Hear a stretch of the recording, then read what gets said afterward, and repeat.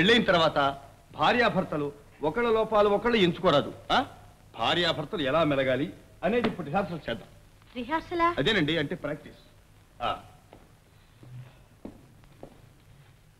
భర్త ఆఫీసు నుంచి అబ్బా అమ్మా ఆయాసంగా తిరిగి వచ్చాడు. భార్య ఏం చెయ్యాలి? చెయ్యండి. అబ్బా అమ్మా రండి, కూర్చోండి. అమ్మా ఇప్పుడే వస్తాను. అబ్బా అబ్బా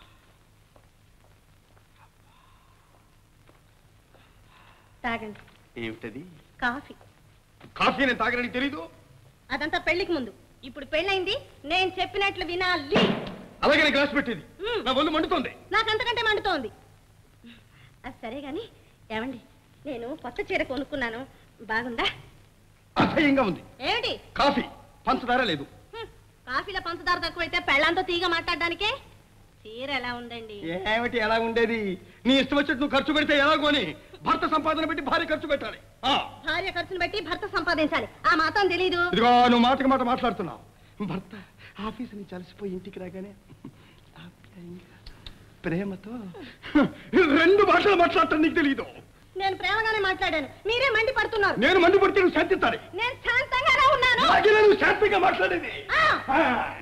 నువ్వే చెవిట పక్కలాగా చెటపట్లాడుతున్నావు. చెటపట మీరే ఎలక్ట్రిక్ టపాస్ లాగా ఎగిరెగిరి పడుతున్నారు. పెళ్లిగాక ముందు పూలు మతాబాలాగా కలకలాడుతూ ఉండేదానివి. పెళ్ళైన తర్వాత కప్పగంతులా ఎగిరిగిరి పడుతున్నావు. ఎగిరిగిరి నేనేం కాదు, మీరే ఆటం బాంబులాగా ఠామ్ ఠామ్ అంటున్నారు.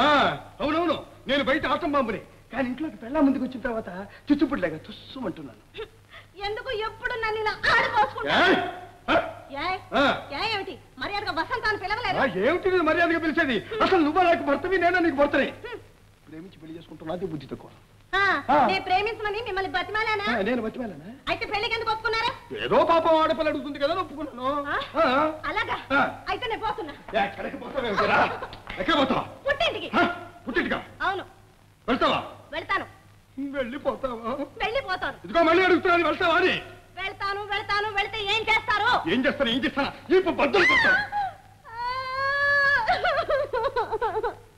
మీరెప్పుడు ఇంత పోట్లాడతారు? ఇదిగో నువ్వే పోట్లాడి ఏడుస్తున్నావు. నేను ఏడవకేం చేయను. ఇదిగో చూడు, మర్చిపోయావు, ఇది రిహార్సల్. రిహార్సలా? పెళ్ళైన తర్వాత భార్యాభర్తలు ఎలా అన్యోన్యంగా ఉండాలా అని రిహార్సల్ చేస్తున్నాం. అంటే ప్రాక్టీస్. ఎలా ఉండకూడదో రిహార్సల్ చేశారు. పాపం సిగ్గుపడి పారిపోయింది. ఈ పాటికి ఇంటికి చేరుంటుంది. ఇంకేం చేస్తాడు? కోడలు తెచ్చిన స్పెషల్ కాఫీ ఇక అత్తగారే ఆరగించాలి. మర్చిపోయాను. ఏంటి నాయనా?